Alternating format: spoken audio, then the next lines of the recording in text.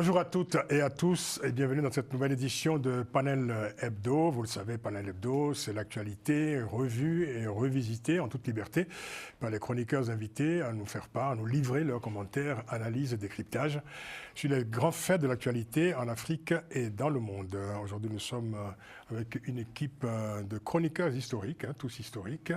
Gratien Kindi Kiza, bonjour Gratien. Bonjour. Bonjour Gratien, vous êtes analyste politique et essayiste, il faut bien le préciser, avec votre dernier ouvrage qui est sorti récemment, l'histoire du Burundi, raconté par vous-même, enquêté d'abord, et puis raconté par vous. Vous faites œuvre d'historien, et on a parlé de cet ouvrage la semaine dernière dans cette édition.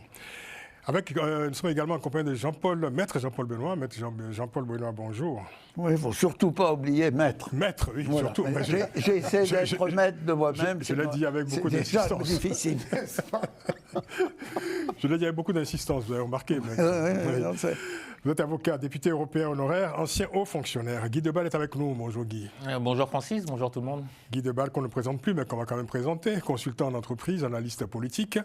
Et l'indéboulonnable Alfred Chango-Lokoro. Bonjour Alfred. Bonjour Francis et bonjour à tout le monde. Maître de conférence à la Sorbonne, analyste politique. 3 sujets dans cette édition de Panel Hebdo. On parlera des relations Afrique-Russie et bientôt peut-être des séjours sans visa pour aller en Russie, pour les ressortissants de pays africains. On en parle dans quelques instants. Politique française, nous parlerons de la nouvelle vie d'Emmanuel Macron, le président. Et aux États-Unis, la semaine américaine des chroniqueurs, la semaine de la campagne de la présidentielle, vue, revisitée et commentée par les chroniqueurs.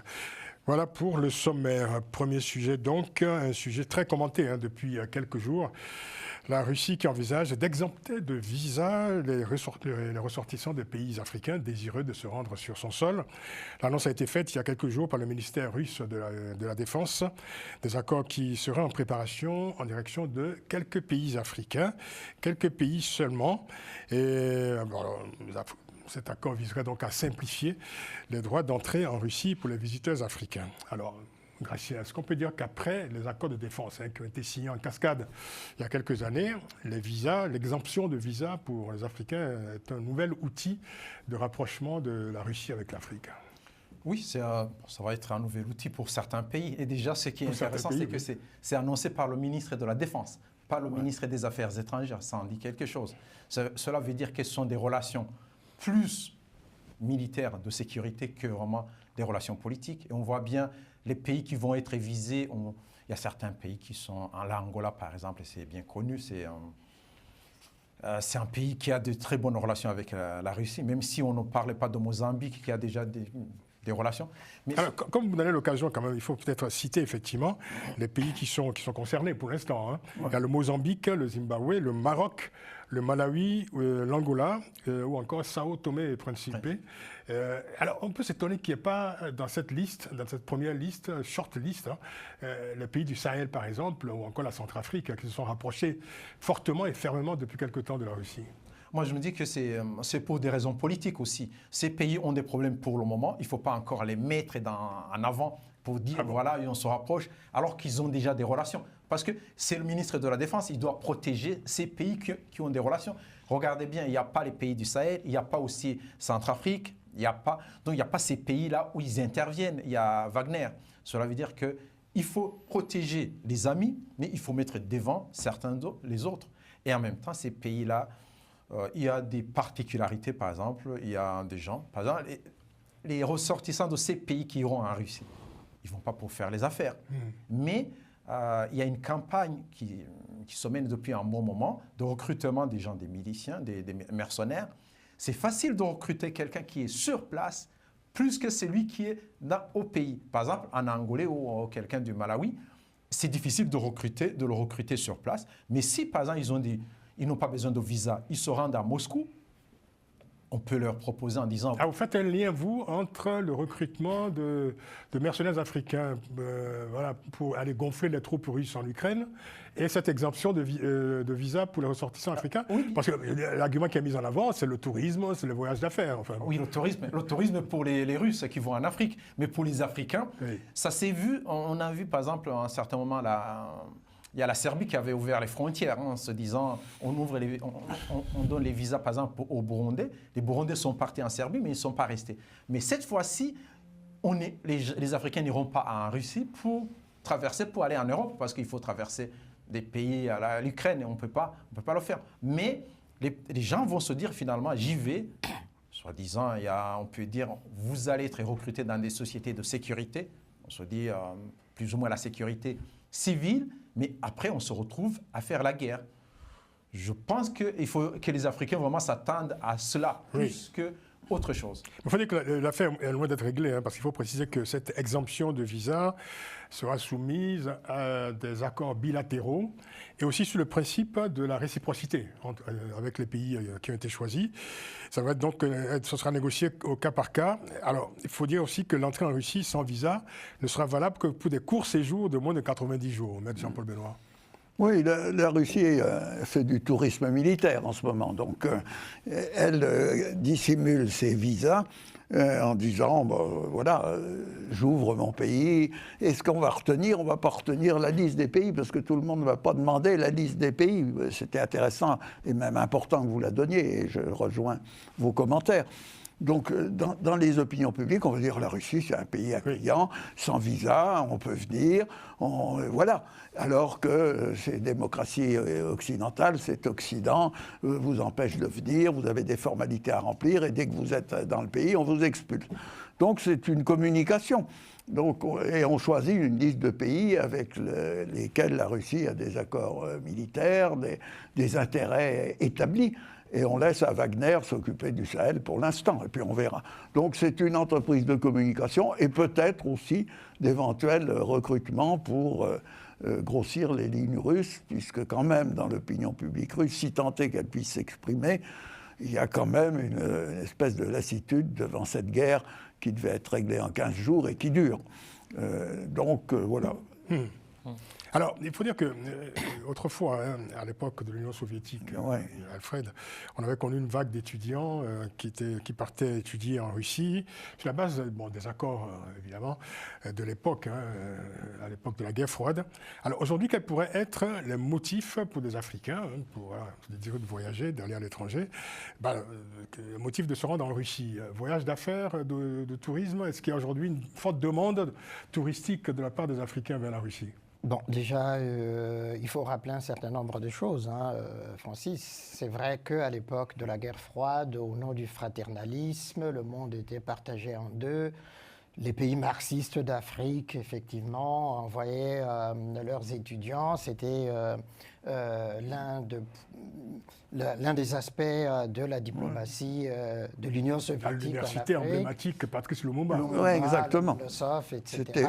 C'était former des esprits. Exactement. Au marxisme.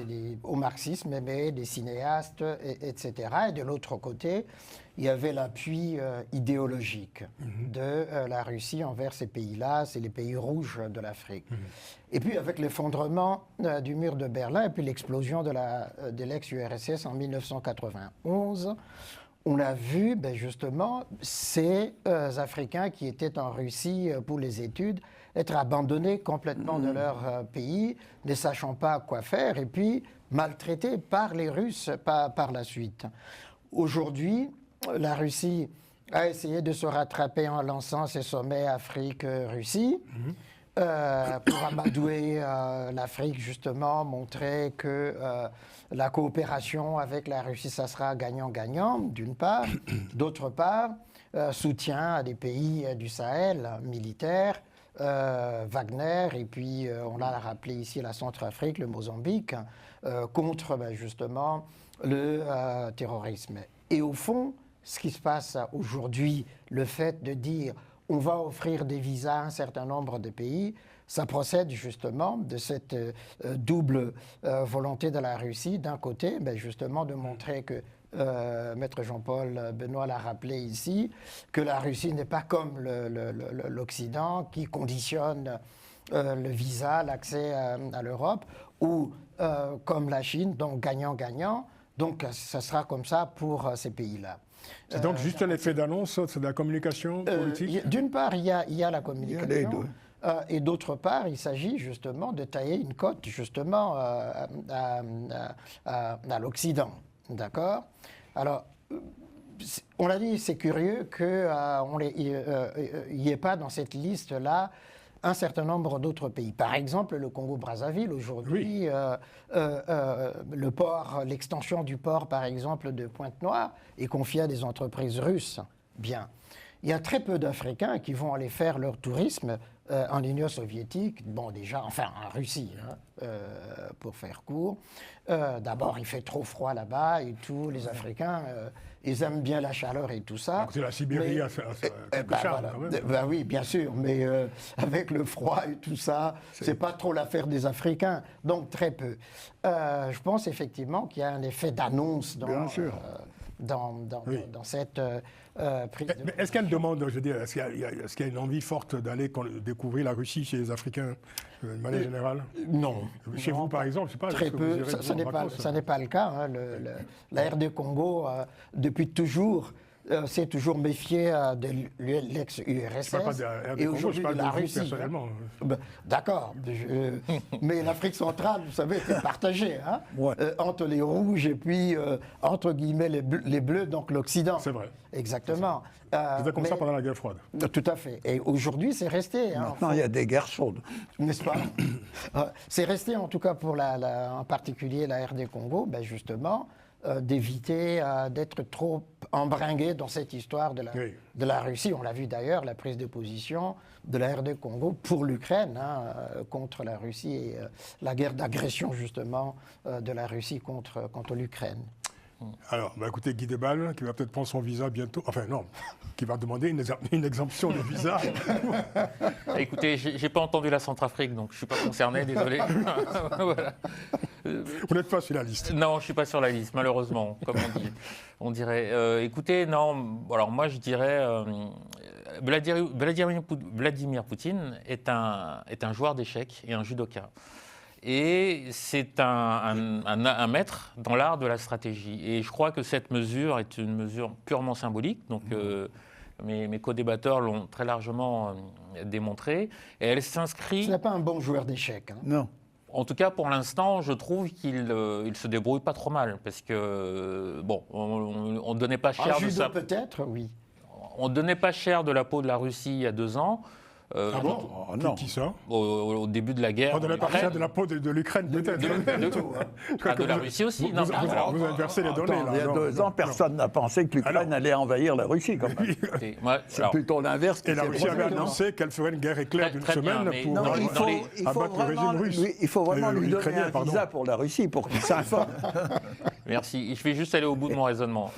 Au bout des 2 il faut que premiers votre mois... raisonnement s'appuie sur des faits Au bout des 2 premiers mois, de la guerre, d'agression de la Russie en Ukraine, nous avons quand même eu droit à un ministre de l'économie, le meilleur ministre de l'économie de la République française, c'est une blague, qui est venu à la télévision en disant qu'il allait mettre à genoux, que l'Europe, les pays occidentaux allaient mettre à genoux, allaient faire effondrer l'économie avec russe. les sanctions. Et vous parlez de Bruno Le Maire. On parle de Bruno Le Maire, mais il se faisait porte-parole du monde occidental. C'est pour ça que je dis il y a 2 ans, mais il y a 2 ans, on ne donnait pas cher de la peau de la Russie, selon les dirigeants occidentaux.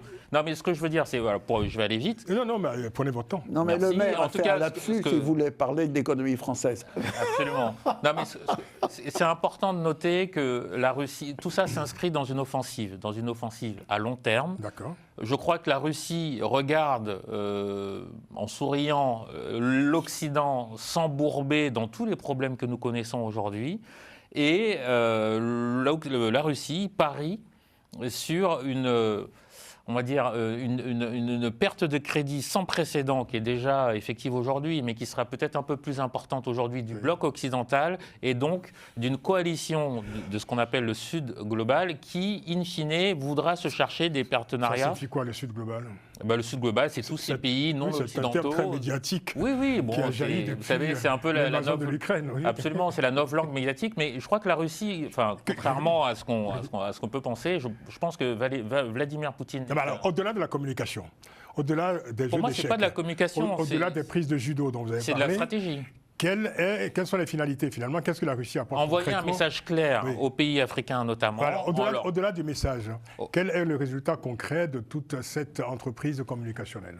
parier sur l'avenir et mais ouvrir alors, des oui, portes d'accord, avec enfin, les pays africains. Oui, À partir mais du pour moment quel où gain vous avez- politique réel, gain politique, économique et autres? Mais moi, je pense que c'est un début. Vous savez, dans les On années sait aujourd'hui 70, ce que la Russie gagne avec ses accords avec certains pays comme la Centrafrique, comme les pays du Sahel. Oui, mais- En termes d'exploitation minière, par exemple, ça, Cette on le décision sait très faut- bien. Mais en retour, qu'est-ce que cette exemption de visa, par exemple, peut apporter concrètement aux Africains? C'est Ça tout. peut simplement du plaisir, du tourisme. Non, on a bien pas vu du que le tout. tourisme n'est pas Je fortement pense que c'est n'est une pas fortement ouverture demandé. symbolique, mais qui va être suivie par d'autres ouvertures. Vous savez, la spécialité de la Russie dans les Pas années d'autres- 70, oui. et la Centrafrique, on connaît quelque chose, mais d'autres pays également, Oui. était de former les cadres. Les cadres qui, très souvent, revenaient ensuite au pouvoir en Afrique et entretenaient, une fois aux affaires, de bonnes relations avec Vous avez vu une masse de cadres comme ça, une vague mais comme ça qui est. mais c'est très qui a fait la exactement. commande Mais des ils ont, États. ils ont déjà commencé au travers des accords de défense. Il y a énormément de militaires africains qui sont formés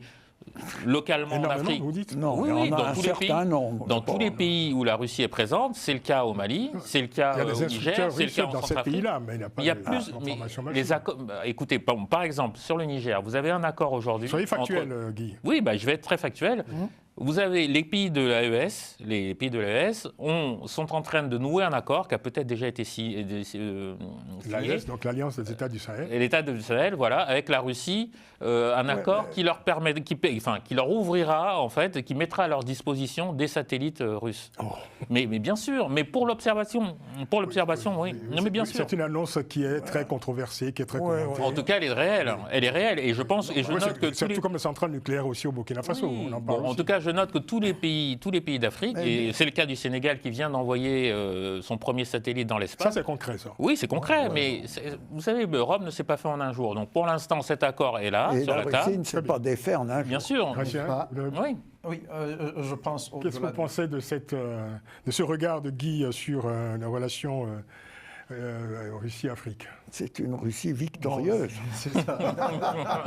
On sent chez lui Oui, c'est une sorte d'optimisme comme ça. Oui, c'est son regard, mais en principe, il faut dire vraiment, pour moi, c'est de la pure communication. Moi Parce qu'il n'y a aussi, ouais. pas un Africain maintenant qui a les moyens, qui demande un visa pour la Russie, ne pas l'avoir. Hein. S'il y a presque moins de Bien gens sûr. que je connais, ils ont tous des visas parce que, en fin de compte, il y a très peu de gens qui demandent. Oui, c'est ça. Et dans le sens inverse, il n'y a pas des pays qui refusent des visas aux Russes.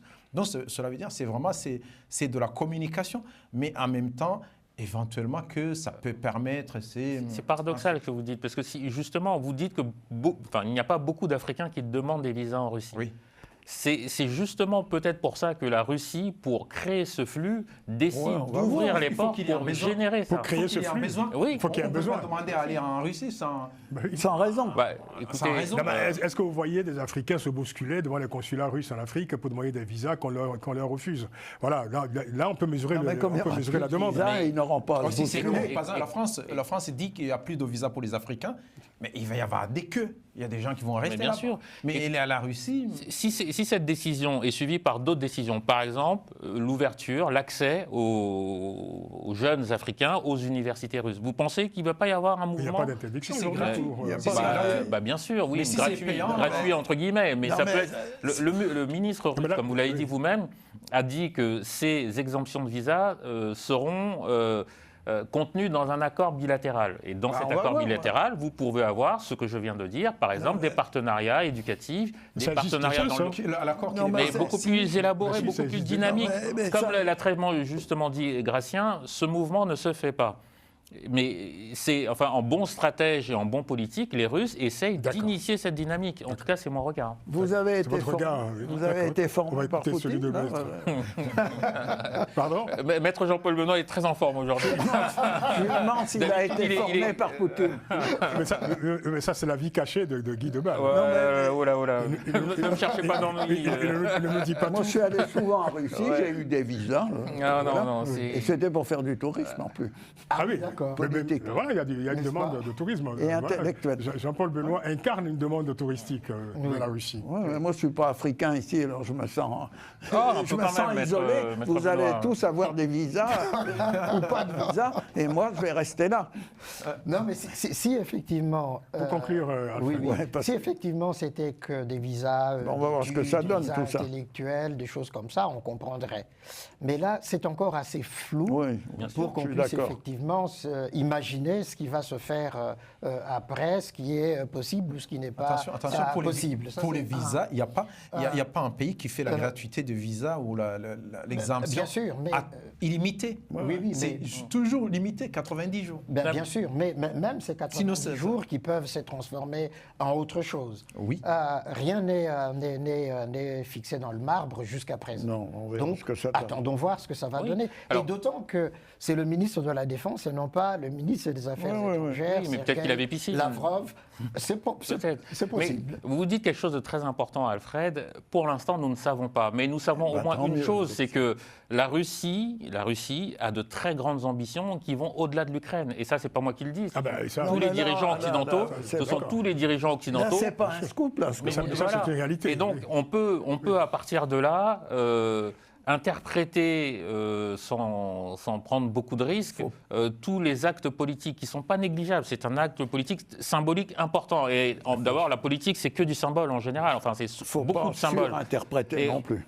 C'est vrai. Écoutez, en tout cas, on peut au moins être d'accord sur une chose, c'est que quand un continent comme le continent africain regorge de, on va dire, 50% des matières premières mondiales, on peut quand même Ça comprendre intéresse que du monde. c'est ça sûr. intéresse du monde. Voilà. Et Ça, Ah ben, oui, ça intéresse d'accord. du monde, bien sûr. oui, bien sûr. Les Russes sont pas seuls. Non, mais ça, bon, mais ça, c'est pas une Ça surprise. intéresse du monde jusqu'au jour Et donc, la- les Africains vont exploiter pour eux-mêmes, les oui, transformer. c'est ça, mais- C'est parce qu'en fait, les Africains n'en font pas grand-chose que ça intéresse les autres. Exactement. Parce que Certains Africains n'en font pas grand-chose, parce que d'accord. d'autres en profitent. À titre personnel, mais ils en profitent. Bon, mais Guy, je pense qu'il y a un sujet qui va vous intéresser. On va passer au deuxième sujet de cette émission. On va parler de politique française. Peut-être que vous serez beaucoup plus détendu pour en parler. Ça, je sais pas, Francis, vous avez commencé à me pousser un peu là. Là, je suis chaud patate, comme disent les jeunes. Maître, si on parlait de la nouvelle vie d'Emmanuel Macron, parce que voilà, Oh donc, là. la question se pose. Dans Paris, on dit ouais, passer Emmanuel Macron, mais enfin, on le voit quand même de temps en temps, quand même, par la lucarne de la télévision notamment. Alors, il faut dire que depuis la formation du gouvernement, qui est censé mener une politique qui ne serait plus, voilà, qui ne relèverait plus exclusivement du pouvoir d'Emmanuel Macron, ben, on se demande finalement à quoi sert le président, quoi. Mais voilà, donc, mais il paraît qu'il ne compte pas. C'est-à-dire se contenter d'inaugurer les chrysanthèmes, comme l'on dit. Il s'engage plus fortement que jamais dans les réformes de l'Union européenne. Aujourd'hui, il considère que c'est une priorité absolue pour lui, ce qui n'empêche quand même pas de donner de temps en temps son avis sur la marche du gouvernement ou sur les actions en cours de ce gouvernement, qui n'est pas un gouvernement de cohabitation, mais qui en même temps se démarque fortement de plus en plus du président.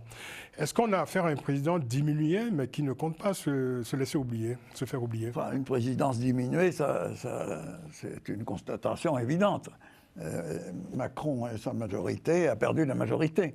Et il a été obligé de choisir un Premier ministre qui n'était pas celui qu'il aurait spontanément choisi.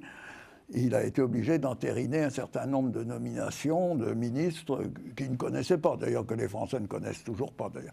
Ça, c'était un autre sujet.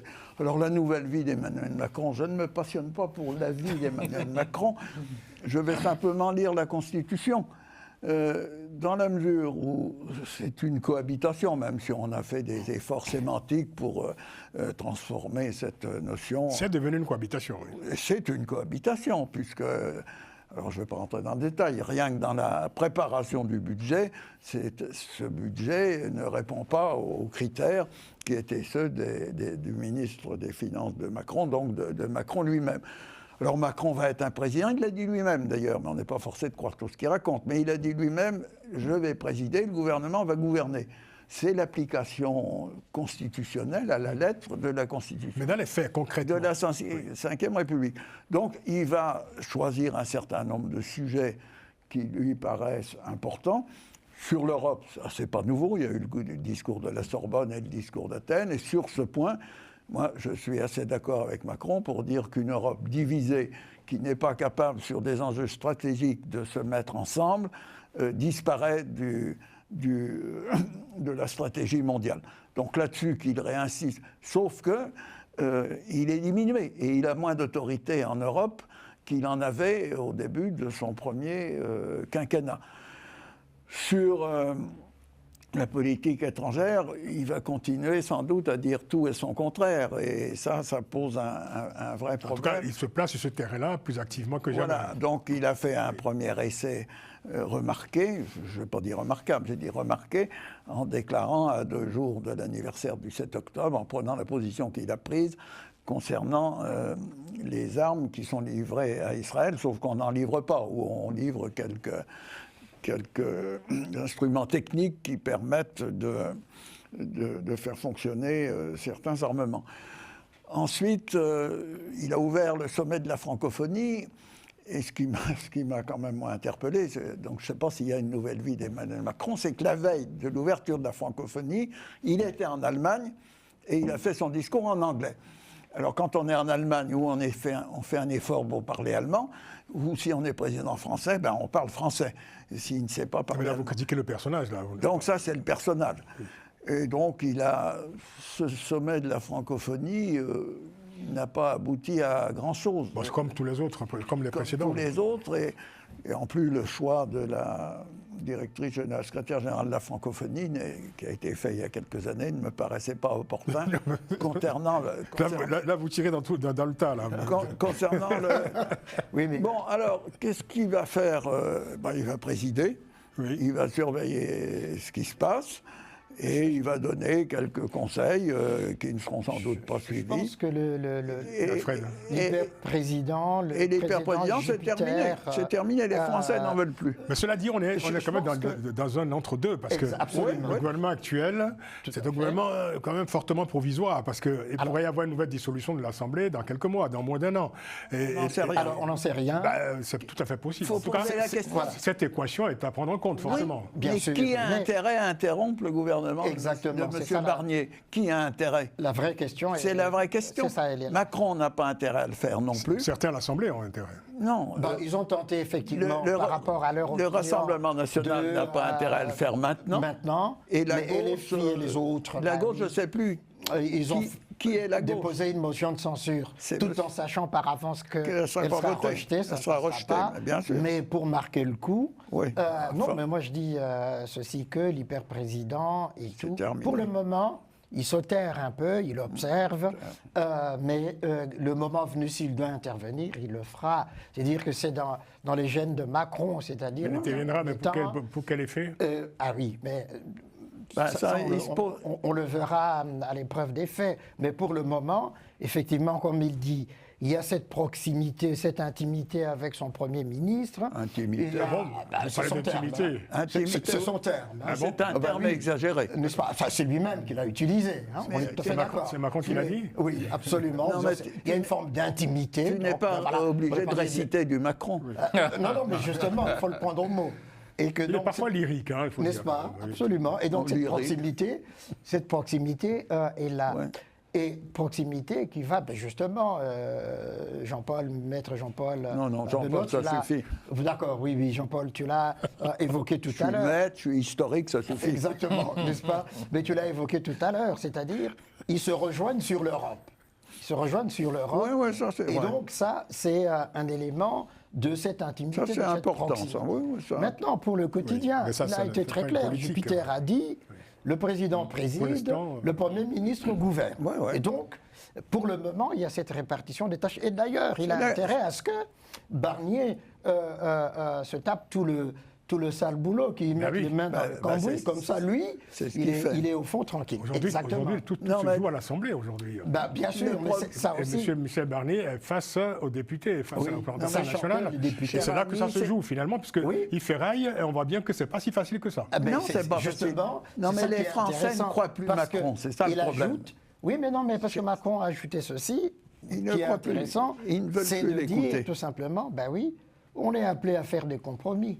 Et donc, tout le monde doit faire des efforts dans ce sens-là. Et je pense qu'à l'Assemblée nationale, mais ils sont tous conscients que Faure vient de dire s'il n'y avait pas ceci, vous ne seriez pas là devant nous, que je ne sais plus qui...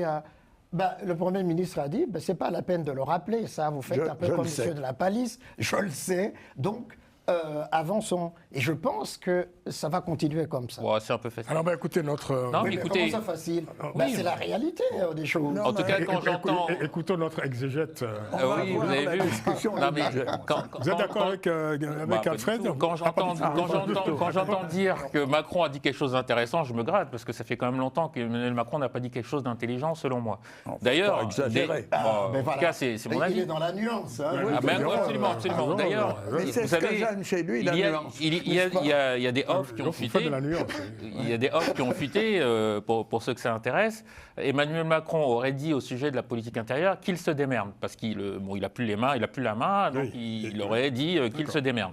Donc la C'est réalité... métaphorique. Hein, Oui, avec bien lui, sûr. Bon, comme, en tout cas, ce que je retiens, moi, c'est que ma position, elle est constante. Hein, et j'estime que... Elle est constante ? Elle est constante sur l'analyse que je fais de la situation politique et de sa précarité, de sa fragilité. Et on vient de le voir notamment à l'occasion du vote de la présidence de la Commission des affaires économiques, où les alliés LR et macronistes se sont entre 2 tours de vote, il y a eu 3 tours de vote au total, et entre le premier et le deuxième tour, ils se sont rentrés dedans, et finalement, c'est un candidat LFI qui a été élu. Aurélie Trouvé, au lieu d'un ministre, d'un député, enfin voilà, tout ça parce que les LR, non, les macronistes. Mais qu'est-ce que vous voulez Mais c'est le débat Ce que je veux dire, c'est qu'il y a deux constats. Oui, mais 2 constats. Premièrement, cet acte-là. Alfred vous rappelle qu'on est en démocratie. Oui, bien sûr, mais on a une démocratie, mais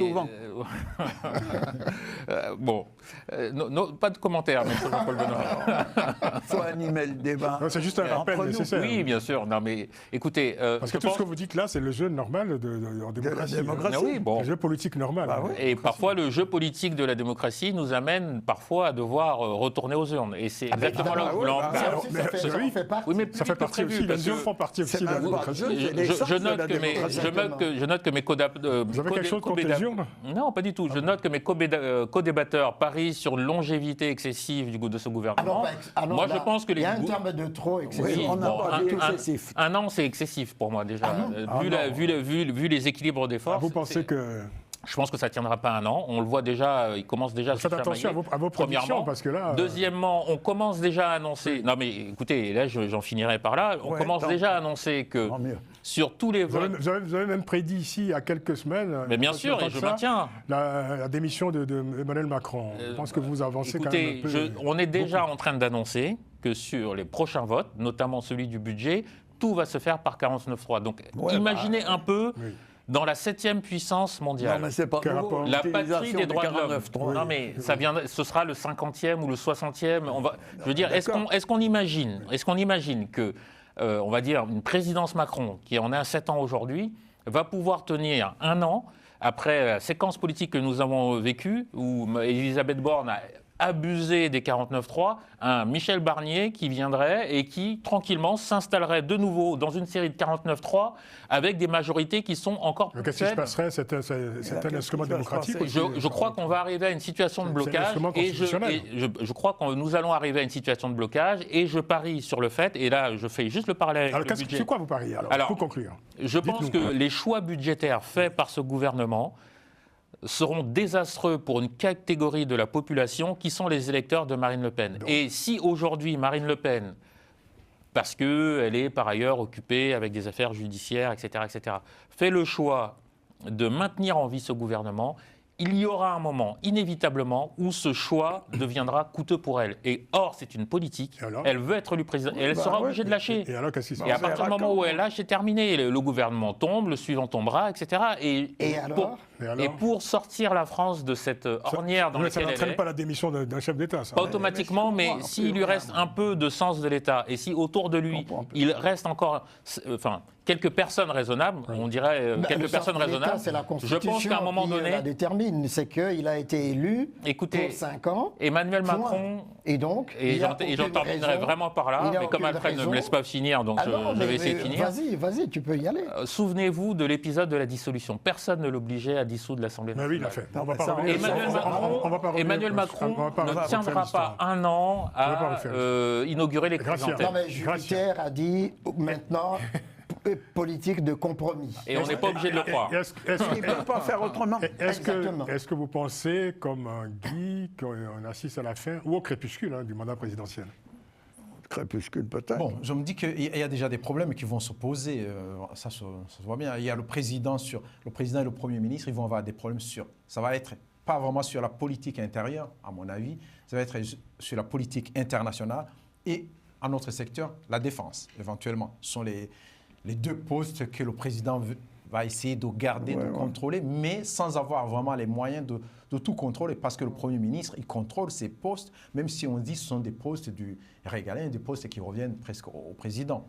Deuxième chose, c'est que le Premier ministre, il va avoir beaucoup plus de problèmes en politique intérieure, bien sûr, au niveau de l'Assemblée, mais pas vraiment, ces problèmes ne vont pas l'opposer, pour moi, ne vont pas l'opposer au président, mais vont l'opposer aux gens, aux députés. Les députés, ça peut être de son camp, ça peut être aussi, il peut aller un peu trop loin par rapport au RN, ce qui peut faire que, éventuellement, le Premier ministre peut être fragilisé par la position du président ou la position au sein de l'Assemblée nationale.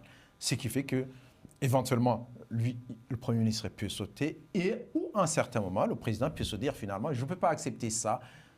Et les députés ne veulent pas suivre le président. Et donc, du coup, le président, moi, je suis un peu de l'avis de Guy que le président, il aura du mal à tenir jusqu'à la fin de son mandat avec cette façon.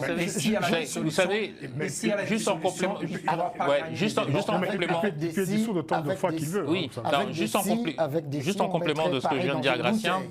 La mission prioritaire, et j'ai presque envie de dire l'unique mission confiée à Michel Barnier, vraiment, je pense, c'est de faire passer le budget. Il le fera visiblement par 49.3, je pense, et il n'ira pas plus loin. On n'en sait rien. Il n'ira pas plus loin. On n'en sait rien.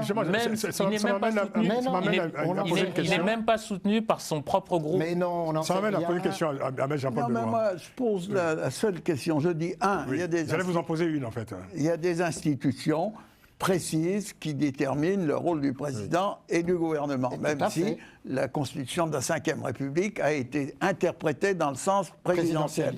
Maintenant, on a un gouvernement qui ne dépend pas du président, mais qui dépend de l'Assemblée. Donc c'est une autre donne politique. Exactement. De là, moi, à faire des pronostics, je ne fais pas de pronostics. On peut faire une émission spécialisée sur Nostradamus. On pourrait. Il est à tes côtés, avec Guy en invité spécial. Ne soyez pas jaloux. La question que je me pose, personne, ni le président, ni les parlementaires n'ont intérêt à installer une forme de violence politique permanente. Exactement. Et le budget sera sans doute voté avec le 49.3, c'est pas nouveau. Et on va voir ce qui se passe. Je n'en sais rien. Et je ne crois pas du tout, alors je ne vais pas faire de la psychologie de bazar, je ne crois pas du tout que Macron a dans l'intention d'abandonner le pouvoir. Alors je me tourne vers le plus optimiste de nous tous ici, Alfred. Oui. Optimisme relatif. N'est-ce pas? D'accord, on va dire ça comme ça. Alors vous allez peut-être nous éclairer sur cette situation particulière. Un gouvernement qui a durée limitée, il faut bien le dire. Tous les très limité, bien d'accord. Enfin, limité en tout cas un peu plus que les autres. Oui, parce que ce gouvernement, en principe, il pourrait tenir à peu près 8 mois. Voilà. On n'en sait rien. Jusqu'à une nouvelle dissolution possible, probable. Possible, d'accord. À quoi sert pour un gouvernement comme ça d'engager de grandes réformes sur le plan économique, sur le plan budgétaire, ou encore sur le plan sécuritaire, puisque la sécurité est au centre de toute chose, avec le nouveau ministre de l'Intérieur qui veut révolutionner la sécurité dans ce pays, avec d'ailleurs des engagements plutôt discutables. C'est-à-dire, pourquoi engager de tels grands chantiers, s'engager aussi massivement dans la réforme, dans ce besoin de convaincre des parlementaires quand on a un gouvernement finalement qui est voilà, qui est éjectable ou Non, en tout mais- cas du peu limité. Oui, en réalité, le Premier ministre, il sait très bien que cette question budgétaire, cette question est essentielle, est importante. L'Europe attend. C'est une justement. urgence. D'accord. Voilà, Mais, alors, exactement. Ça, c'est au-delà un. du budget. Deux, il n'y a pas de grandes réformes qui sont proposées. C'est uniquement de faire passer, justement, Le budget. la loi des finances. Et D'accord. puis, c'est tout. Pour C'est le un gouvernement reste, de comptables, alors. expédier ce qu'il y a à expédier jusqu'en 2027. D'accord. D'accord? Ça, c'est un. Deux, le Premier ministre, il l'a dit et répété. J'ai affronté Boris Johnson et le Brexit.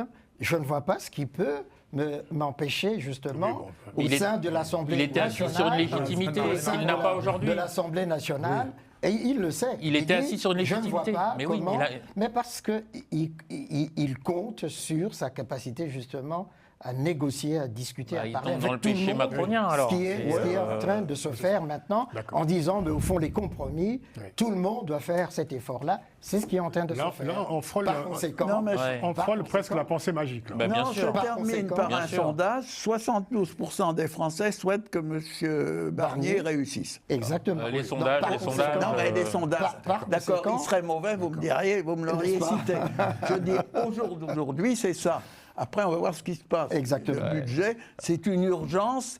C'est une urgence financière et stratégique. Les Écoutez, agences de notation, Alors, l'Europe et les Tout à fait. marchés. Quant au ministre Voilà. de l'Intérieur, évidemment, Ah bah ça, c'est un peu rodomontade, un peu le C'est l'homme capitaine le plus- fracasse, alors que le Premier ministre a dit pas de déclarations intempestives et tout ça. Ouais, la réponse des voyous, c'est de brûler justement un commissariat de police. Ça, c'est un. Deux, c'est d'aller cambrioler sa tante ou sa grand-mère, je ne sais plus. Donc, tout ça, c'est... On peut également citer cette décision, en fait, cette mesure D'expulser. de renvoyer, d'expulser Voilà. des migrants clandestins de Mayotte vers la RDC. Vous Et qui connaissez bien la c'est RDC. ça, tout ça, c'est de l'affichage. Est-ce que c'est n'est-ce pas basé sur un accord précis entre Non, la c'est de RDC l'affichage. C'est de et la l'affichage. France? Non, il n'y a pas d'accord. Il n'y a même pas d'accord. C'est de l'affichage tout simplement que fait le ministre de l'Intérieur. Mais Oui. il y a eu des ministres de l'Intérieur plus solides que lui, les Pasqua, Pandro, etc. Mais là, c'est des pantalonnades. Jox, Voilà. Valls. Exactement. Mais là, ce sont des pantalonnades. Et au fond, on sait, on sait à quel électorat il s'adresse, au fond. Franchement, ça, c'est sûr. N'est-ce pas? Non, mais écoutez, enfin, moi, je. Pour conclure... Oui, non, mais je considère que ce gouvernement, ils sont même pas d'accord entre eux, entre le ministre de la Justice, ministre de l'Intérieur, ils sont pas d'accord. Enfin, je veux dire, ils sont pas d'accord entre eux. Non, mais ça arrive souvent, et ça, dans un et gouvernement. sur le plan Dans tous les économique, entre le, gouvernements, ça entre le existe, hein. ministre du budget, le ministre des Finances, ils sont pas d'accord Mais entre eux. ça existe C'est- dans tous les gouvernements. Enfin, au sein C'est de. le Premier ministre de trancher. Il faut C'est conclure. toujours ça. Les LR, ils sont au gouvernement, ils ont un Premier ministre, mais ils se disent toujours d'opposition. Vous voyez, on est nous sommes dans un contexte politique où plus personne ne sait où il habite. D'accord. Et Mais si, au quand milieu même. de tout ça, nous avons un homme, Superman, Michel Barnier, qui arrive et qui dit attendez, moi j'ai une expérience politique et vous allez voir ce que vous allez voir. Mais D'accord. franchement, c'est strictement ridicule. À un moment donné, il faudrait que tout le monde atterrisse, redescende sur Terre.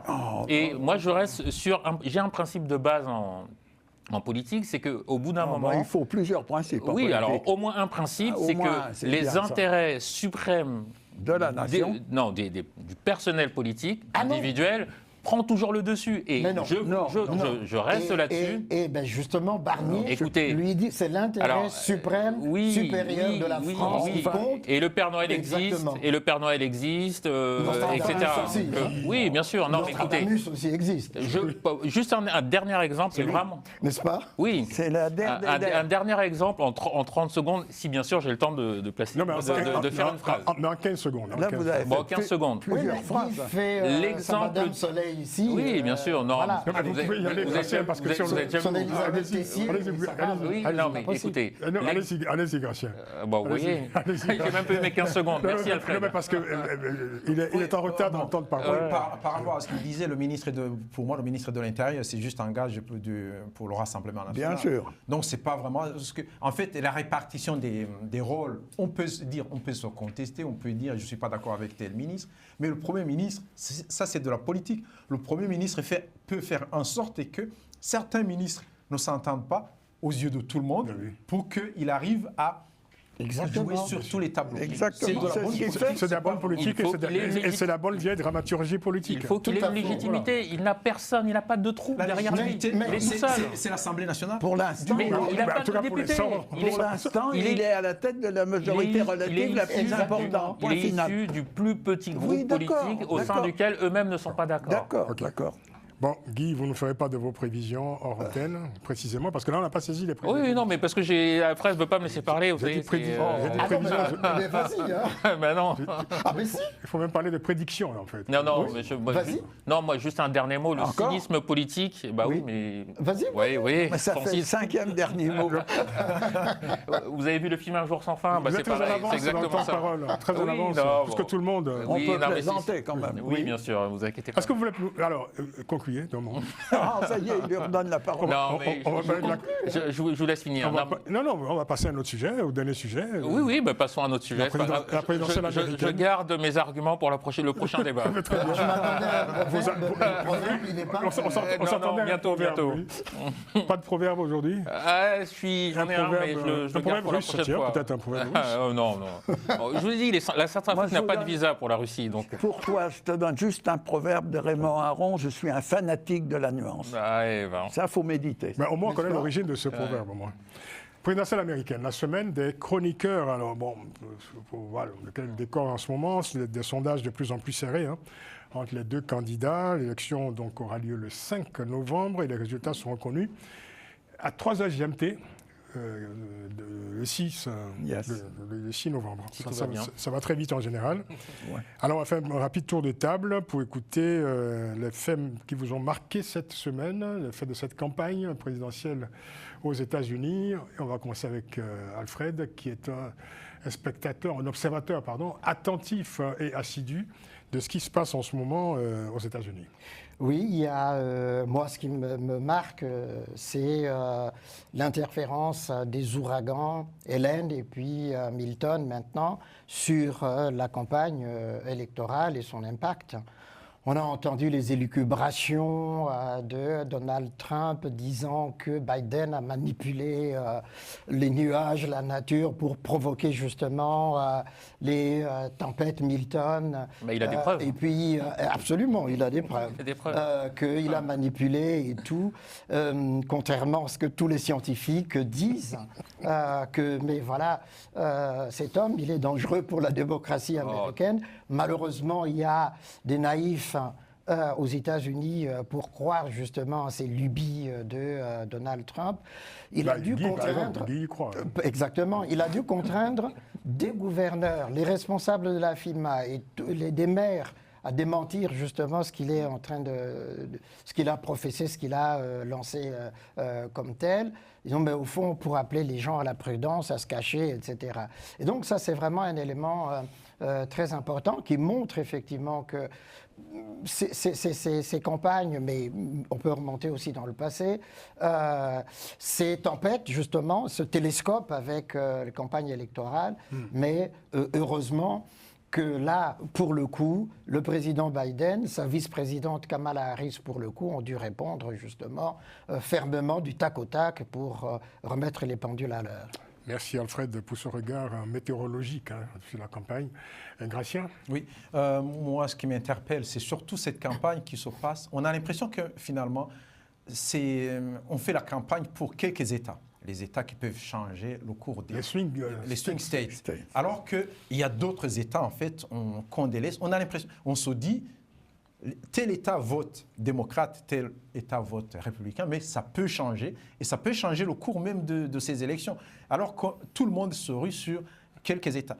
Et étonnamment, c'est que on a du mal avec le regard d'ici de distinguer, ici on sait bien, on dit la droite et la gauche, on a l'impression que tout le monde se trouve dans la même case, et on ne sait pas exactement, à part les dérapages de Trump, on ne sait pas exactement de quelle politique. La politique internationale, tous, ils soutiennent Israël. C'est un déterminant majeur dans les campagnes américaines. Oui, exactement, mais par rapport au regard de quelqu'un qui est européen, cela veut dire aussi que les Américains, ils sont enfermés au niveau national, même au niveau de chaque État, et en même temps, on ne voit pas. On serait, par exemple, tenté quand on est candidat, de dire par exemple, voilà ce que je vais faire dans le domaine social, assez poussé parce que c'est la masse qui vote, surtout dans ces États, des swing states, mais il n'y a pas de politique vraiment pour ces gens. Et donc, c'est comme si ça serait une campagne un peu des intellectuels, mais pas vraiment de la masse, même si Trump, des fois, il fait un langage qui peut être compris. Mais parmi les morceaux choisis cette semaine de Trump, justement, il y a cette déclaration de Trump, justement, où il dit que les migrants importent les mauvais gènes aux États-Unis. Hein. Ouais. On en est à ce niveau quand même du débat politique. Hein. Oui. Kamala Harris a d'ailleurs répliqué. Qui n'est pas très contesté finalement. Apporter des réponses raisonnables à la question migratoire. Qui n'est pas très contesté. On ne voit pas, quand il fait une déclaration, on ne voit pas la chute. Non, mais ce n'est pas contesté, mais ça dépasse même la raison. Oui, ça dépasse la raison. Mais en même temps, ça maintient on n'est plus dans le rationnel. C'est ça qui est. Après les Haïtiens qui mangent des chiens et des chats, on en est maintenant aux migrants qui importent des mauvais gènes. Ce genre d'argument devait être interdit d'ailleurs publiquement, parce que aux États-Unis, dans le premier amendement. On est parlé du délit. Hein.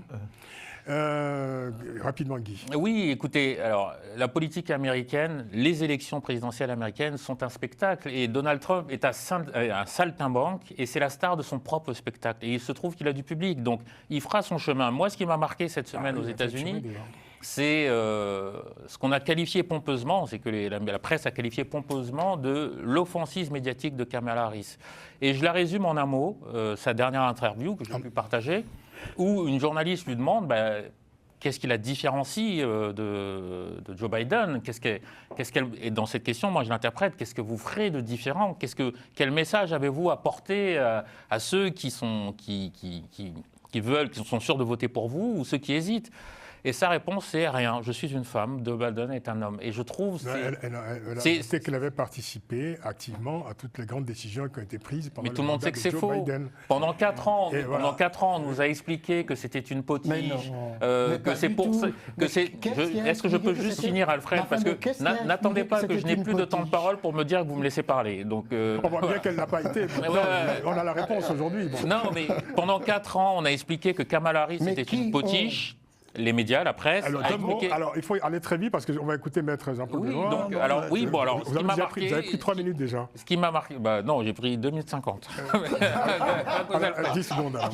Ce qui m'a marqué, c'est l'offensive médiatique de Kamala Harris qui, de mon point de vue, a fait pchit. Maître Jean-Paul Benoît. Moi, très brièvement, je crois que rien n'est joué dans cette campagne, qu'il y a eu des phases. La phase Biden-Trump, avec Trump qui écrasait Biden. Ensuite, l'arrivée de Kamala Harris et la convention démocrate qui lui a donné une espèce de vigueur. Oui. Et elle est remontée d'une manière importante dans les sondages, au point qu'on arrive maintenant à une espèce d'égalité entre les deux. Et moi, je suis incapable de dire qui va gagner cette élection. Trump a un noyau dur et il peut raconter n'importe quoi et les Américains ne bronchent pas. Et c'est vrai que Kamala Harris est dans une position difficile dans la mesure où elle est à la fois sortante, vice-présidente, donc elle ne peut pas se différencier complètement de ce qu'a fait Biden et qu'elle ne s'affirme pas, à mon avis, assez pour dire voilà qui je suis et ce que je ferai.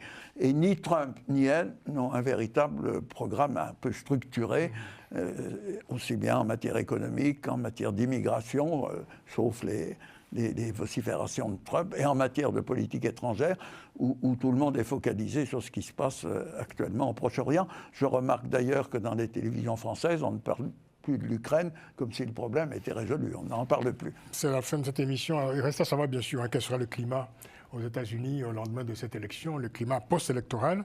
À cet égard, Joe Biden a tenu à rassurer ses compatriotes en indiquant que les élections seront libres et transparentes, tout en émettant quand même de fortes réserves sur le comportement des partisans de Trump, au cas où ce dernier donc perdrait les élections.